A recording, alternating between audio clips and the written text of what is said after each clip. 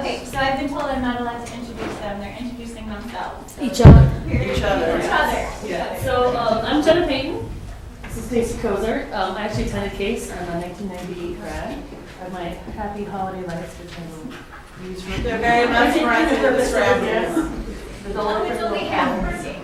I know. I was doing this. This was the toddler motif. I'm halfway broken out. Wait, this is more the pensive, scholarly. Anyway, this is my friend Stacy.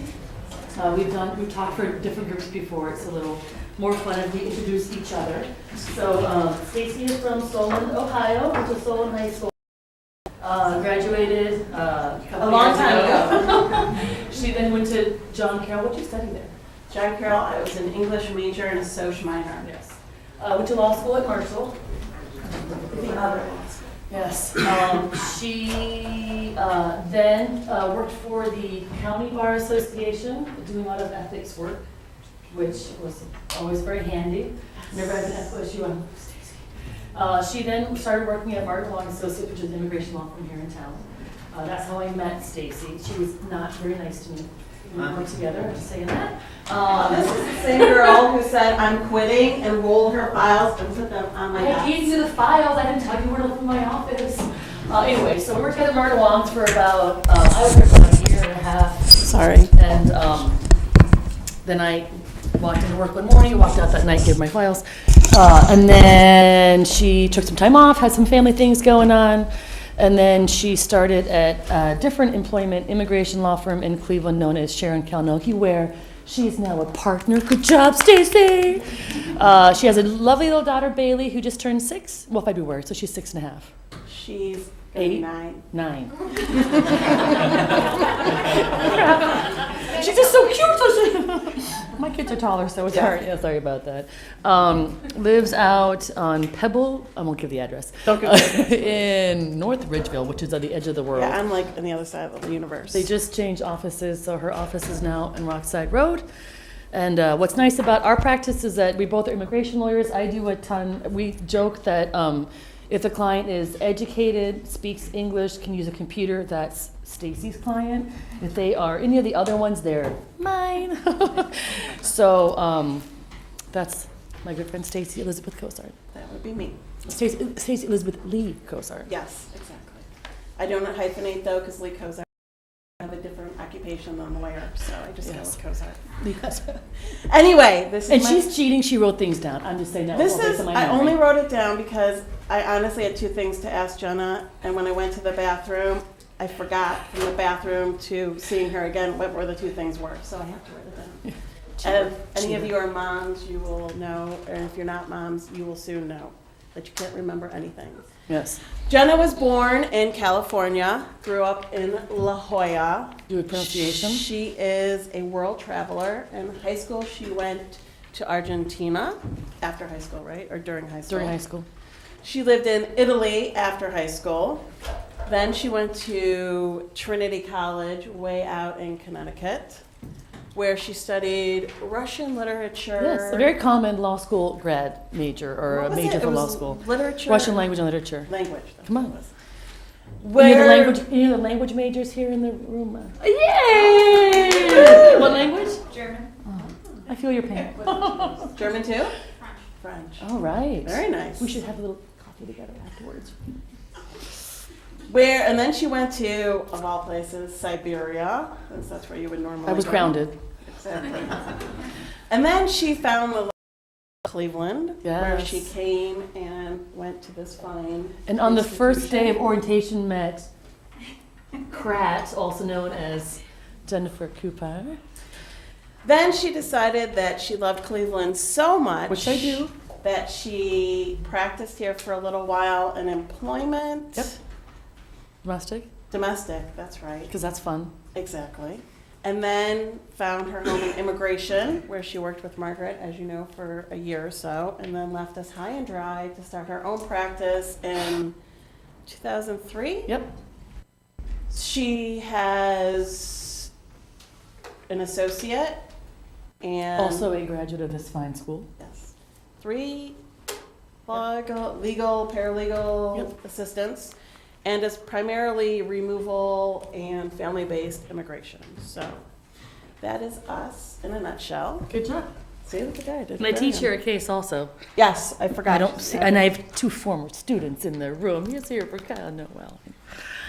All right, so Stacy is talking about engagement letters, ICOM contracts, Right. whatever. There's some good materials in the packet about engagement. I don't know. what Did this you do the is. top 10 list, or did you already They go? were looking at it while we talked about Got each it. other. Okay, so you've already had that. They've already studied. studied that. So engagement letters are almost a very formal legal retention agreement. Our firm doesn't use engagement letters. We use retention agreements only. But you can use engagement letters in 2 different ways. You can use an engagement letter that will explain your fee structure, or you can use just an engagement letter on what you're going to do. What I would strongly suggest, and I don't know if any of you are practicing by yourselves or within a firm, if you're within a firm, then you're probably using their retention agreements. But if you do go out on your own or you're in a smaller practice, it's very important to spell out exactly what you're going to be doing for the client. Because as a prior grievance counselor, the major complaint that you will receive from clients is, my lawyer doesn't call me back, and my lawyer what they were going to do. And you could still tell your client every day what you plan to do for them, but they forget. So if they have a nice piece of paper that will remind them that they have signed and you have signed, that explains exactly what your course of action is, then it's much easier to refer them to that and explain to them once they call you and say, I didn't know you were doing that for my case, or why isn't this part covered on my case? You can refer them to the engagement letter or the retention agreement that will spell out precisely what you've indicated to them that you will be handling. If you do a engagement letter that does not have your fees included, it would be prudent of you to have also a legal retention agreement that's going to explain what your fees are, what your fee schedule is, when the fees are due. If you file applications like Jenna and I do, there are filing fees associated with that. It's important to tell the client that up front, because I guarantee you when they have to pay your fees, and then for us they have to pay a $1,000 filing fee, they're not very happy to find that out at the last minute. And a lot of people, especially if you're dealing with a vulnerable population, $1,000 to them is, groceries for 6 months. So it's important to plan financially what your client expects and what they know they have to pay at the end, so you don't have any misrepresentations or any miscommunication from the beginning. I would strongly suggest, if you charge an hourly rate, to put that in, even if it's in your engagement letter, what you're charging per hour. If you have anyone who may work on the case who's also charging an hourly rate, it's important to include them as well. And also, if you're fee sharing with other attorneys, which we'll discuss a little bit later, you want to make sure that that other attorney is named in either your retention agreement or your engagement letter, so that the client is very certain who the representation is. If you work within a firm, then it's assumed that either yourself or someone else in the firm will be handling the case. There's 3 attorneys in my firm, and we just list the firm as the person who's representing the client, so that if something happens to me or the other 2 partners, someone's there to cover the case for the client. Anything you want to add? How long is your contract that you send out? Because Because they're just long, right? So make sure that your client's time to read over it before. Right. So if a client is meeting with, our retention agreement is only 2 pages. And basically it goes through what we're doing for the client, what the fee is total, what the costs are, what the filing fees are, what the payment schedule is. And then we go through about 10 things that could happen. For us, our biggest issue is conflicts, which we can talk about later. But if you have a husband and wife who obviously has a joint interest in the end, and then some get a divorce or there's marital problems, then because of the way the immigration works, you would have to then separate. We wouldn't be able to represent either client. So that's spelled out in our retention agreements.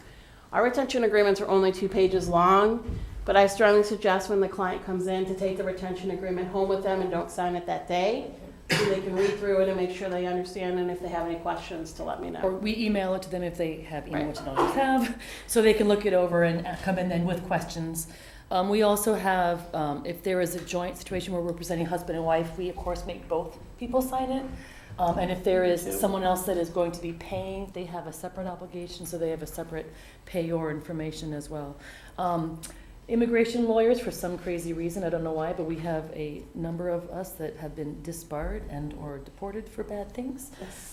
One of the most recently disbarred immigration attorneys had in his contract, second page in bold, which another lawyer friend of mine said, he saw, and it said 100% success or your money back. He's Never. now in jail, not for that purpose, but for others. But that would be another reason that he would be going to jail. That would be a prime reason. That would be a really bad. Also, non-refundable retainers doesn't exist. It's a myth. It's just, Yeah. don't do it. Exactly, and don't put in your contracts, and don't ever say that you're going to guarantee anything, Right. especially with Or don't immigration. say 99.999% positive. Exactly. That's still guaranteed. Exactly, just, I say I never give percentages, so, you know, if that's what the client keeps pushing you and pushing you and pushing you, they're pushing you for a reason. Just try not to get sucked into giving them, oh yeah, your case will be fine, no problem. I'll say, like, based on my experience and based on what I recognize, I think that, and what Based you are on what you've telling told me, me. which, you Yes. know, clients lie to you. I don't see any issues other than what we've already discussed, but something could pop up or Right. between now and when you're done. All Right. right, next thing, termination of engagement. These are also very important to get in writing. Each letter is kind of going to be different, but there'll be several topics that are similar. You always want to say why you're terminating, if the case is concluded, if it's no longer working out, you're going to be breaking up, or if there's another attorney that would be handling another part of the case. For example, if you've done a couple layers of court stuff and then there's a federal matter coming you don't want to be involved with, it's extremely important in these letters that you do a couple of things. If there's any deadlines coming up, you have to let them know about the deadline. That's huge. You also have to let them know that there will be no additional legal advice. No, you're not going to pursue any case law, not going to revise statutory. It's done. We're fit. We're set. We're all finished up. In terms of also legal fees, if there is a legal fee owed, that can be very delicate because you don't. The malpractice carriers say to wait a year before you chase for legal fees, so they don't. Because that's another, you'll see that money is a big reason why people get grievances and get sued. Right, so you can't hold a client's file if they owe you money as much as you would like to do so. And we have a immigration practitioner who likes to put in her letters that, His or her letters. Thank you. That if you must pay in full before they'll release the file. And that includes if you contact them as a new counsel, they will tell you the same thing. That's a clear violation of the disciplinary rules. Don't do it. If the client owes you money, that's a separate issue that you can deal with, but the client's file is the client's property. So you want to make sure that you relinquish that. Now, for some purposes, especially for immigration, you have two clients. You have the foreign national, and you have either the foreign national's spouse or the foreign national's employer. So you want to make sure who actually owns the file, and it will depend upon what stage you are at in a certain process. So make sure you're relinquishing the file to the right client per se. In terms of the physical file, what we do in my office, I'm sure that you do as well, we scan everything. We keep a copy electronically in a couple different formats in case there's ever an issue, and we send everything back so it is tracked. So by FedEx second day or USPS, because we don't want to keep all those files. It just gets to be insane. Right, we scan everything. And even if you're terminating us, obviously we give you the file back, but at the end or completion of our representation, we also send you a letter that says, you know, it's been a pleasure representing you. We're no longer your attorneys. Here is all your originals back and a copy of your file. We are closing your file with our office, although we maintain electronic copies. As far as we're concerned, our representation is over. Yep. And if you do have a positive reaction or you kind of like your client, think they might like you, ask them. It's amazing how many people look online first before they hire an attorney, be it a sole practitioner or a firm.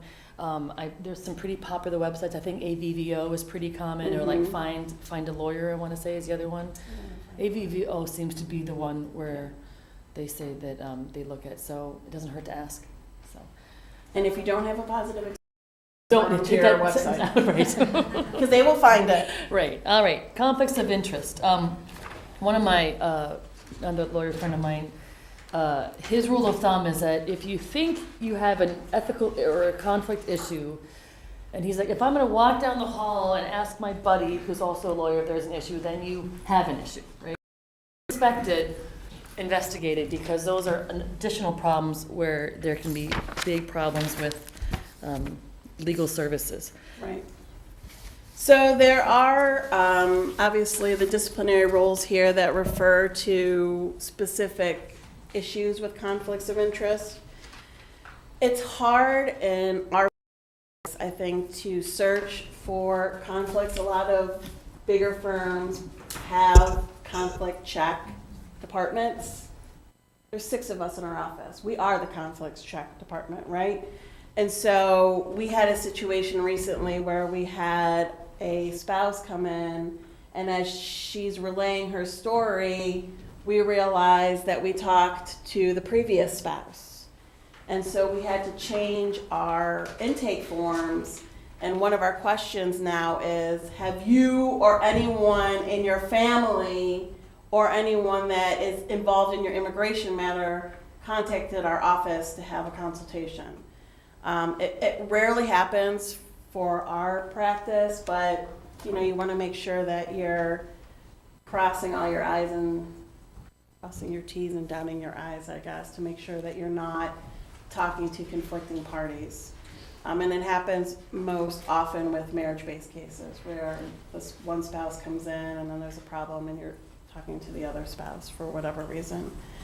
There are different kinds of conflicts. Obviously, there's a directly adverse conflict, which is pretty self-explanatory. But there's also a conflict if it is going to materially limit your responsibility. You can waive conflicts if you get informed consent in writing, and that all parties are aware of the circumstances surrounding the conflict and they realize what the adverse effects are. To be honest, unless you're extremely hurting for cases, we try to stay away from conflicts where there might even be a small problem, because it ends up, whatever money you're getting for that case, it ends up being more of an issue to deal with down the road, that it's not worth whatever you're taking in. So my rule of thumb is, if, like Jenna said, if your gut is telling you there's something wrong here, then there's no reason to take the case. You could clearly say, I'm sorry, we can't represent you. If you don't want to tell them there's a conflict issue, you can just say, that we're no longer taking cases at this time, or whatever it is, to try and not have the client retain you. And some conflicts cannot be waived even if the client insists. And they're laid out in the ethical rules, so be careful that you do review them, because you don't want to get stuck in a situation where you think you can do it, but ethically you cannot. Next slide. Yep. Client management. A lot of experience with this. Client management, Yeah. yes. The first one is probably the most, choose your clients carefully. When you are doing an intake as an attorney and as a being, you will have a gut reaction to the client. We call it the spidey sense. Exactly. The spidey sense tingles that they're already going to be obnoxious before you even met them. Or- Don't even set the appointment, trust us. Exactly. Or if they say, I've been to 10 other attorneys before I came to you. Another reason not to do Or the I've been to case. court 6 times and I don't know what my lawyer is saying. That means that they're probably telling you the truth. You don't want to listen to it. Exactly. So it's very important, although, I understand if you're opening your own firm and you want to get things moving and you need the money to pay the rent or whatever it is, believe me, those clients will cost you much more down the road in negative complaints and in time that they're going to consume in speaking to you about your case, about their case, even though you've explained it to them 150 times previously. They will be there for the 151st, believe me. Define your working relationship and set your client expectations is crucial. So if you know that you don't answer your email daily, let your client know that, because you don't want them complaining to the grievance council that you didn't answer their email, and they will complain. If you don't return your phone calls daily, which I would strongly advise against, it takes 10 seconds to make a phone call. Return your phone calls, biggest complaint amongst clients. Let them know, hey, I only return my phone calls between 2 and 3 in the afternoon, and I may not get your phone call, because they will call you. This is my favorite. The client emails me, and then as soon as it pings, the phone's ringing. Dr. So-and-so is on the phone for you. Did you get his email? He wants to talk to you about it now. Well, I haven't even read it yet, but yes, I did get it. So, and our clients are very different. My clients don't do that. It depends upon what you practice, right? So if your clients are high maintenance clients, they're on the internet, they read something about immigration and they want to talk to you immediately about it, it's best to take the phone call, nip it at that point, answer their questions, because otherwise they'll call you, I'm not kidding, every 5 minutes until you're available to talk to them about their case. So. I did want to touch base about one of the lower ones down, about involving clients in case decision, just to skip along for a second. I always tell my clients, and this really is for any type of practice, I say my job as your lawyer is to explain your options, right? You have one, here are the risks, here are the benefits. This kind of is more the informed consent. Here's option number 2, risks, benefits. My job is to do what you tell me to do, right? Or I'll say, I tell them also, it's like picking ice cream flavors. You want 1 vanilla, 2 strawberries, 1 chocolate. Doesn't make a difference to me. I'm not giving you my opinion. I'm just telling you what the choice, how that would affect your case. And again, that is across the board really for anything. Right. Right. And they will back you into a corner and ask you to make the choice for them. Right. Don't. Because it'll come back and they'll say, you told me to go this route when it doesn't work out. So make sure that you explain everything that can happen or what you think may happen, because there's some things you're going to see that you didn't think would happen but happened. And just try to cover your bases. The other thing is, if you think the case is not well, tell the client that at the beginning. Don't take it. Or don't take it. Because there are some attorneys that you will go in, you'll meet with them, they'll spend about 50 seconds with you to get your information, and oh, no problem, we'll get you your green card in 4 weeks, everything will be great. And then that client's going to come to your office and say, this attorney told me I could have my green card in 4 weeks, it's been 6 years, what's wrong? And thousands of dollars. Later. So it's better to say there might be a possibility that something could go wrong in your case. Here's for my I think may happen. It's probably not the way you want to go, but this is what could happen if we choose this route.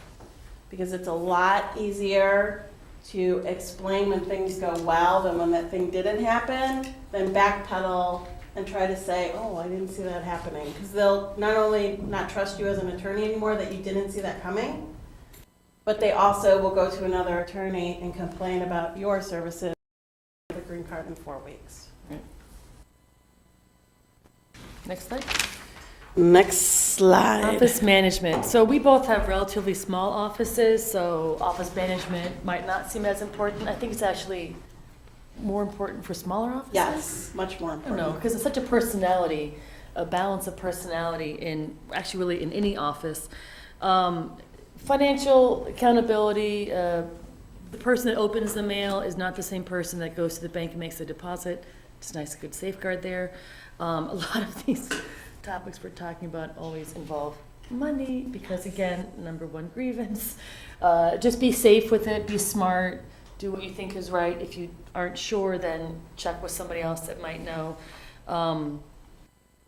Dates are so extremely important. We have a system where we have a paper calendar. We then have an online case management system, which is fantastic.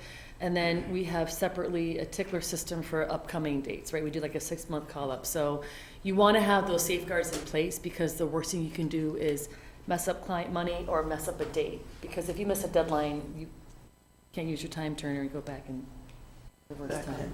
And we keep a paper calendar too. I know it seems like archaic, right? Paper calendar, what?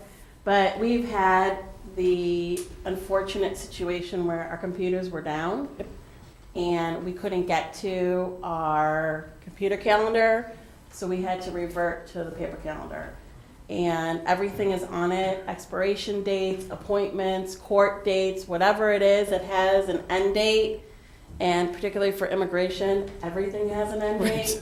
So it's very important because even though the client has their approval notice in their hand and they know when their visa expires, it's going to be your fault when you miss the date telling them that their visa expired, or you missed a court date because you didn't have your computer up and running for that particular day. So a paper calendar is very important. To again stress why we prefer the paper calendar, for example, and also what we do is if we have had a hearing scheduled, for whatever reason it goes away based on a court's continuance or based on ours, we will then, we actually have a color coded, so hearings are one color, interviews are one color, and everything else is pencil because that's pretty fungible.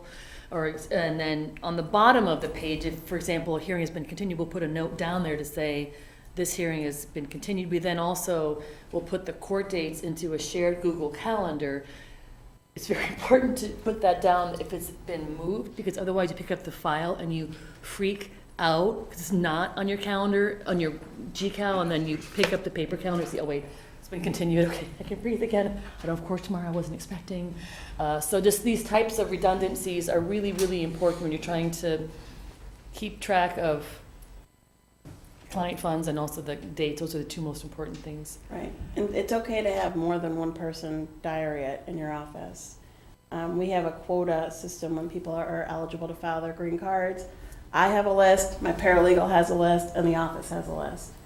And just this month, someone wasn't on my list. They were incorrectly on my list that was eligible to get a green card, but my paralegal caught it because it was on her list. So it's really important that everyone writes it down because you're writing it down quickly and you may mistype something, and so it's nice to have a backup to make sure everything is covered. Redundancies. Yeah, exactly.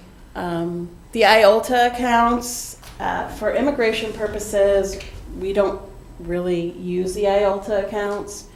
What I would strongly suggest is if you should be using an IOLTA account, call Disciplinary Council, because that's exactly what we did.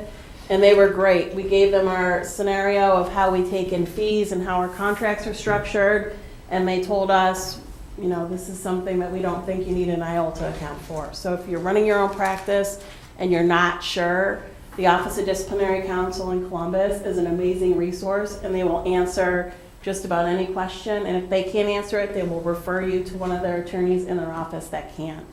So anytime you have anything that you think smells funny or gives you a weird vibe, call them. They are great, and they're a great resource. And the reason that we as practitioners don't really use IOLTAs that much is because a lot of our work is flat fee based. So if you have an hourly structure, if you have a contingency, that's a whole different ballgame. If you have questions, call counsel. Yeah, they're great. They really are great. The support staff. So you will probably see different attorneys engage with the support staff in different ways. I will strongly suggest to you that your support staff will be your right and your left arm. If you're mean to them, They make your life hell. they're not going to have your right or left arm. They're not going to answer the phones. They're not going to go over and beyond what you are asking them to do. I would be dead without my paralegal. She tells me where to go, when to be there, what I need. When clients come in, she pulls the files and puts them on my desk. She tells me exactly why they're coming in and what they need. She takes my phone calls when I'm unavailable. She answers emails. She pretty much runs my existence. And without her, I would be lost and lonely. And at the end of the year, she gets a great bonus. And during the year, she gets a lot of thank you, you are my world. It is crucial not to be rude to the support staff that you have and other attorney support staffs, because guess what? They chat. And if they don't like you, nobody's support staff is going to like you.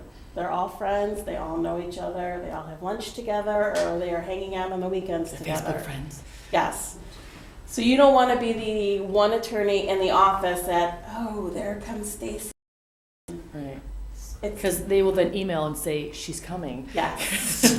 Look busy, here she Look comes. busy, with she's an going down the hall assignment. right now and she looks pissed. Exactly. And especially with small office like we both have, you know, it's really important that everybody gets along and Right. everyone respects each other's work. You may have a higher degree, you may have gone to school longer, but that doesn't mean that we have the right to be rude or disrespectful to anybody, secretaries, paralegals, legal assistants, whatever it is. I'm just going to skip down the bottom one. Again, we have smaller offices, but we, in my office, have a cloud-based system that we use, which is fantastic. I can pull it up on my phone. If someone makes a phone call to a client, hey, have you gone for your fingerprints? That phone call was made, they call back an hour later. All you have to do is verify that that was what the message was. It saves the time of having to go back and forth. Our system also can track expenses and generate invoices and do billing. It is beautiful. We love it. Between that and a good scanner, because you also can do documents on there, it's a really easy way to make life a lot easier. Right. And staff meetings too. Yes, this is oh true. yes, ethical issues. Better call Saul. Issues, yes. Again, money comes up on this page as well, on this slide, because money is everywhere. Money is everywhere. Better Call Saul, of course, he was the prime slime attorney, but now he gets his own show, so it's fantastic. Marketing rules, I think, are also in the materials that we have. We'll go over those. Don't use the word specialized, just don't. Yeah. It's a really easy way to get a complaint against you. It's self-explanatory. Yeah, and we'll go into those a little bit more in depth when we get to the advertising stuff. But if you are advertising, make sure you're referring to those. My boss made me do it is not an excuse. There is a particular ethical rule that I even had to look up to make sure this is true. But if an attorney orders you to do something and you have knowledge of that conduct, then guess what? Falls on you too. That attorney obviously will be disciplined, but so will you. So if your boss is asking you to do something and you're uncomfortable with it, I would seek out another partner or seek out the office manager or someone else in the firm that you trust and that you can speak to honestly. Express that you're concerned with what the asking you to do. And my rule of thumb is if you have done it in the past, then they're going to keep coming to you to do that type of work, right? So you don't want to be the lawyer in the firm that's doing all the interesting cases. And I was put in a situation where the partner came to me and said, "You're doing this." And I knew what they were asking me to do wasn't true. And I basically stood up and said, "I'm not doing this, nor will I ever do this. And if you choose to fire me at this particular point in time, then so be it." She didn't fire me. She or he? She never came back and asked me to do it again. It went to someone else in the office who was willing to do that type of work. So it's scary, and could you lose your job? Potentially, but we've all worked really hard for our law licenses, and I'm assuming you're still paying off your student loans, right? So I know it's a delicate situation, but you want to make sure that you stand up when you think that something isn't right. And whether it's to that partner directly or whether it's to someone else in the office, it's crucial. And it's not just to the partners as well, but it's to, and the ethical rules are clear on this, is to any tribunal, to any court. Right. I had a case, I'm sure you remember quite well, where it was up on a federal circuit level, and I realized my client had lied to me about a very essential piece of information since like the day I had met this client, and that was the basis for the reason that we were up at the 6th or another circuit.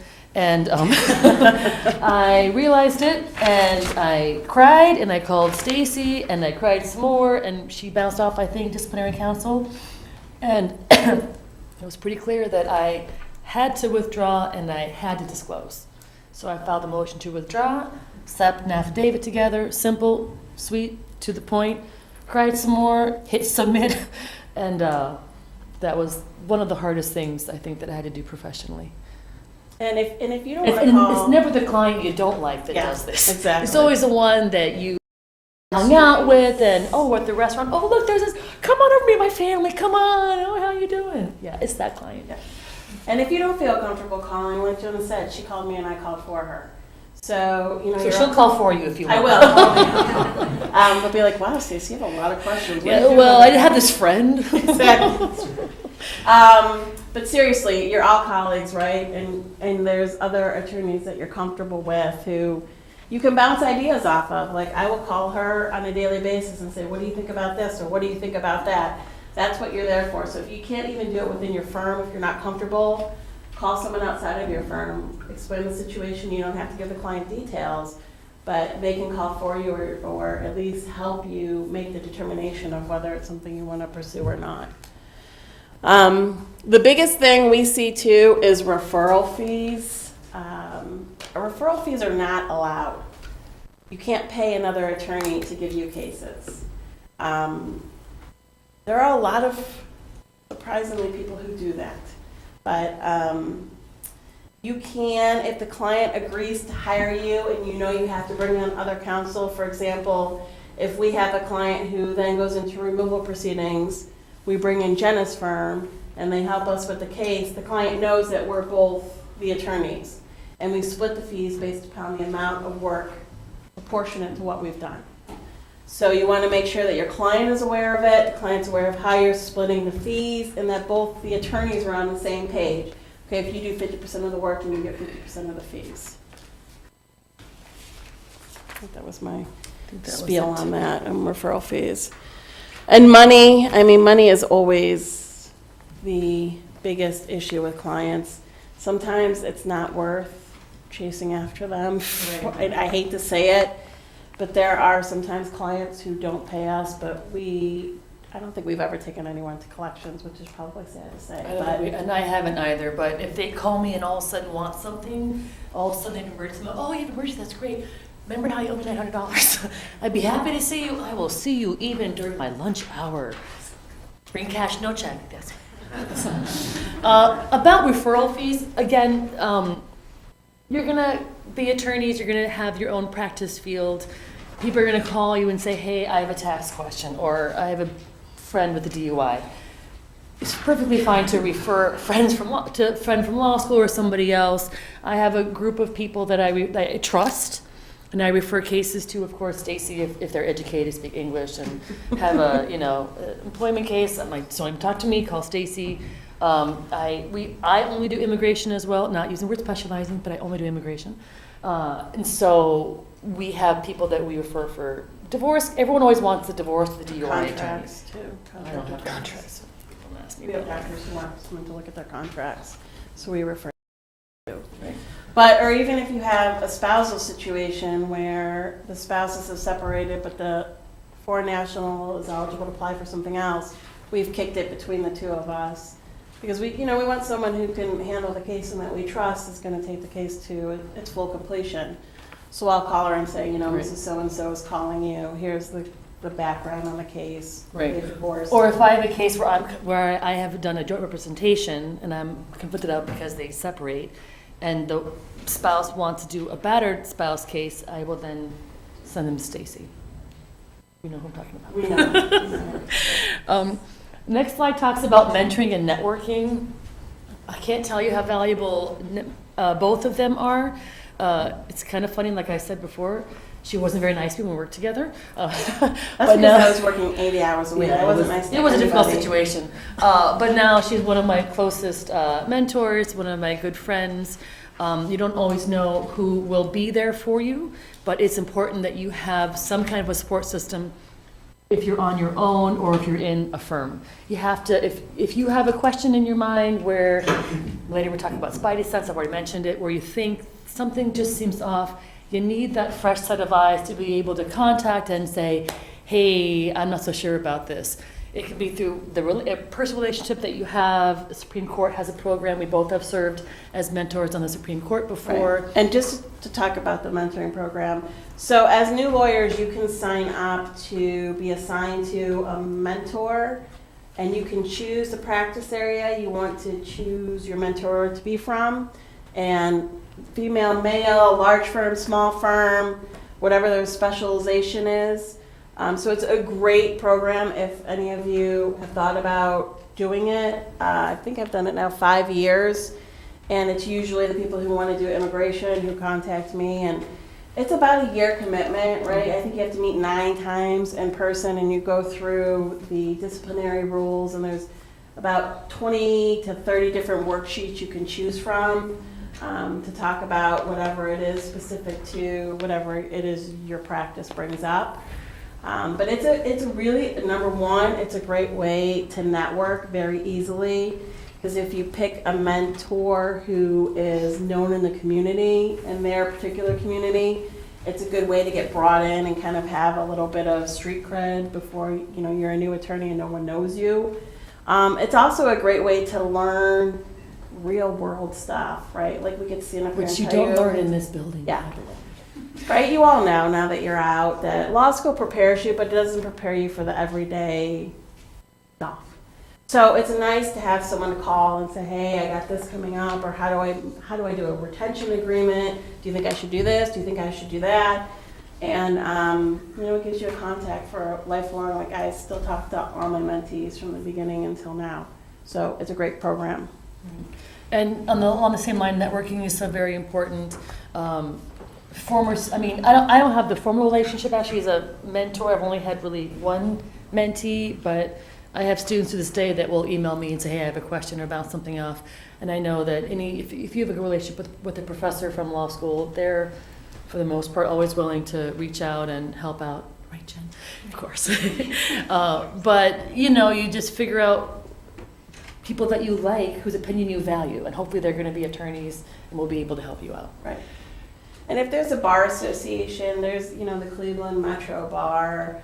But if there's a specialty bar association for your particular practice area or your interest, join it. Absolutely. We all belong to AILA, which is the American Immigration Lawyers Association. It will be extremely rare to find an immigration attorney who isn't a member of AILA and who is a member of the Cleveland Bar Association, because AILA can give you everything that you need, plus the networking. And Jen and I are president and vice president of AILA for Ohio this year. So we plug in. How that works.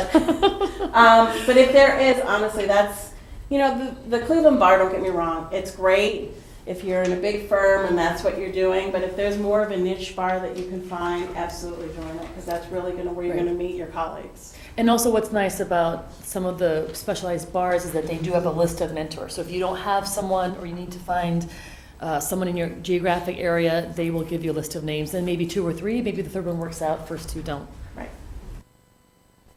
I don't know how much time. Oh, yeah, a little left. Okay.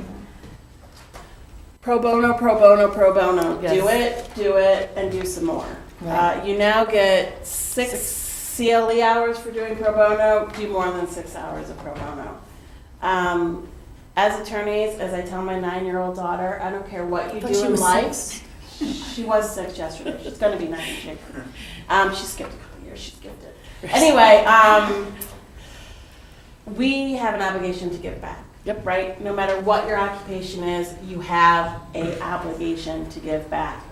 There are thousands and thousands and thousands of people who cannot afford attorneys, who walk into courts on a daily basis and have no idea what's going to happen to them. We have juveniles right now in the court system, some of which are 6 months old, that don't have attorneys. It's vital that you do pro bono work. You can contact the Cleveland Legal Aid Society. They do pro bono in just about every area of law that you can imagine. You can contact Catholic Charities. The CMBA does pro bono programs. The CMBA has a great program too, where you can sign up and volunteer for the day at like a DV shelter, like cleaning up the leaves or painting with the kids, or repainting a mural on a wall. I mean, they have some really great programs. If it's your local church you want to give back at, or a grassroots organization, find an organization and give back. I mean, that's... And what's really nice about this, that hopefully you find something that you really enjoy. Your day-to-day job might not be something that you dreamt of when you were 8 years old, but through some of these pro bono organizations, you can meet a group of like-minded people that all have a common goal of helping very vulnerable people. It's just a wonderful experience. We do a ton of pro bono stuff. We do. And it makes you feel good about being an attorney. There are very few days where someone is going to hug you because you spent a Saturday morning explaining to them, I don't know, their landlord-tenant issue. But it will happen when you do the pro bono clinics, and you would be amazed. You would think, oh, what am I going to do? You know, I'm just a small attorney. I just started practicing. What impact can I have? It could be monumental. Right. I mean, absolutely monumental. Like when we first started our refugee clinics, we had a family who came in. We got them their green cards. 5 years later, that family came back and did their naturalization applications with us to become citizens.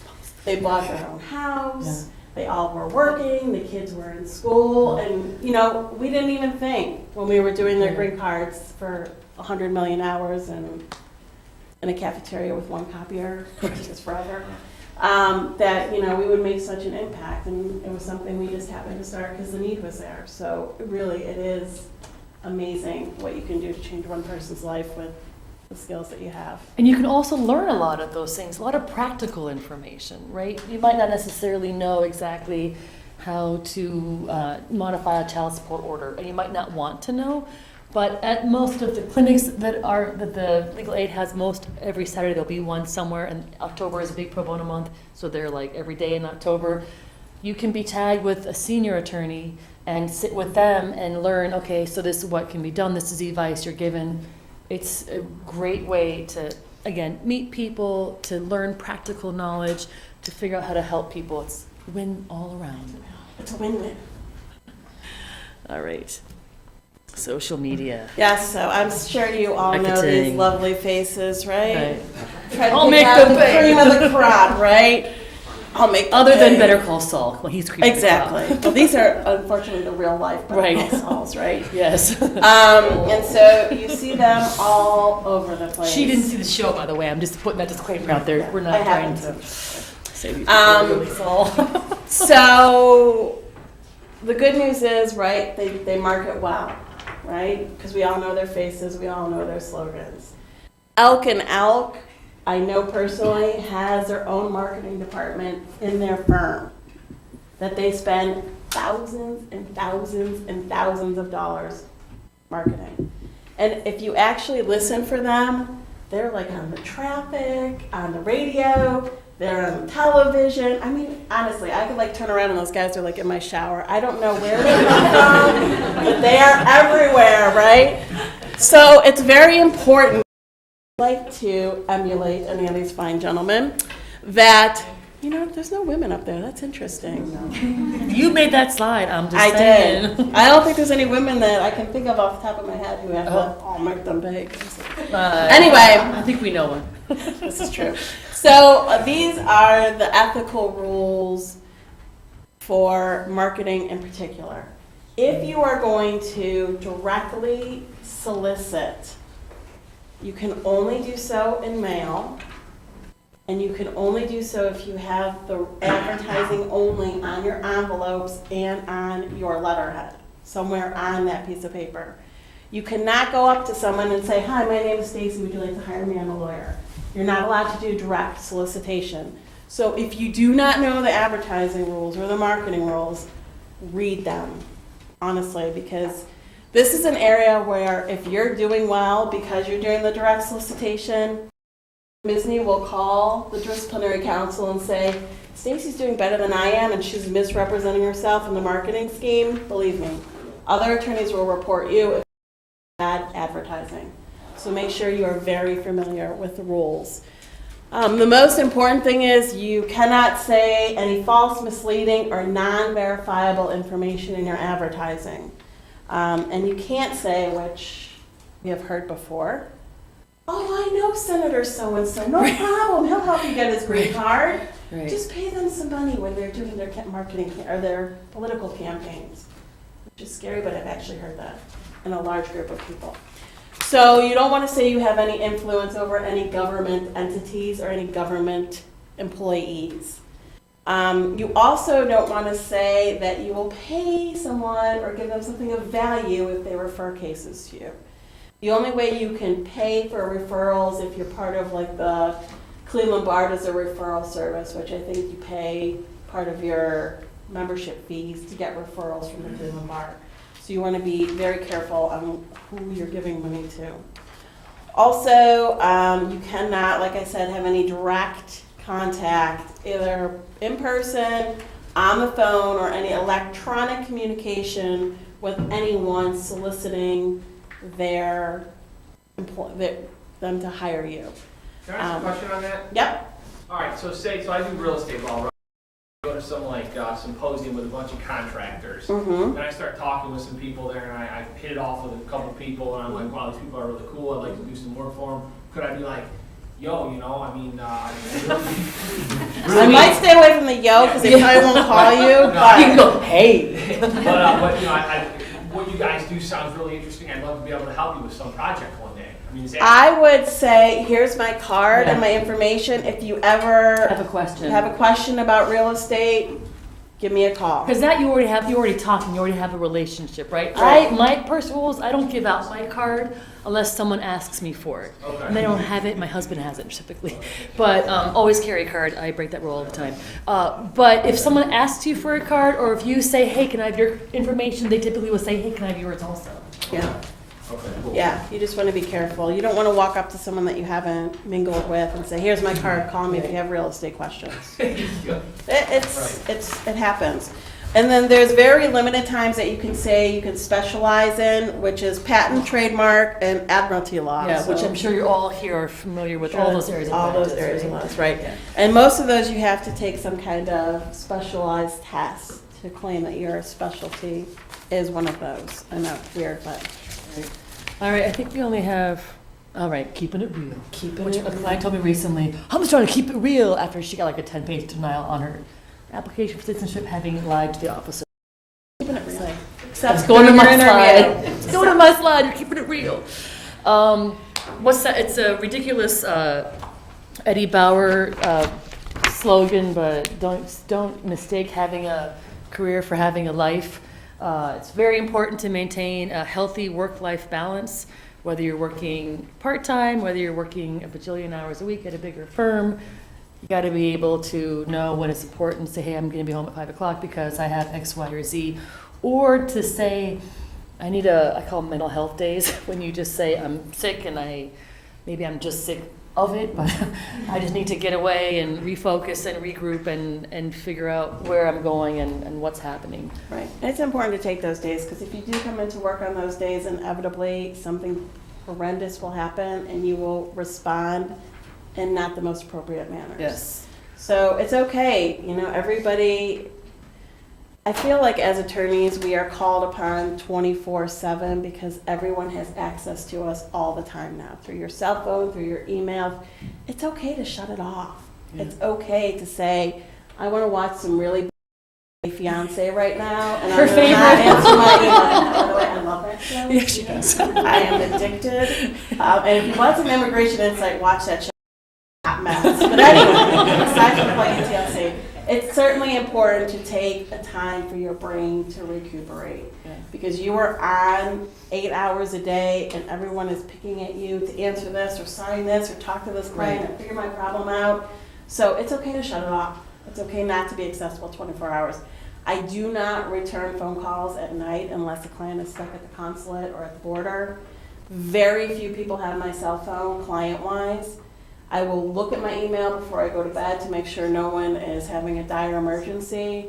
But I'm there 8:30 to 5. If you want to talk to me, call me between 8:30 and 5. And at some point, you're going to have to set your boundaries or you will go crazy. Yep.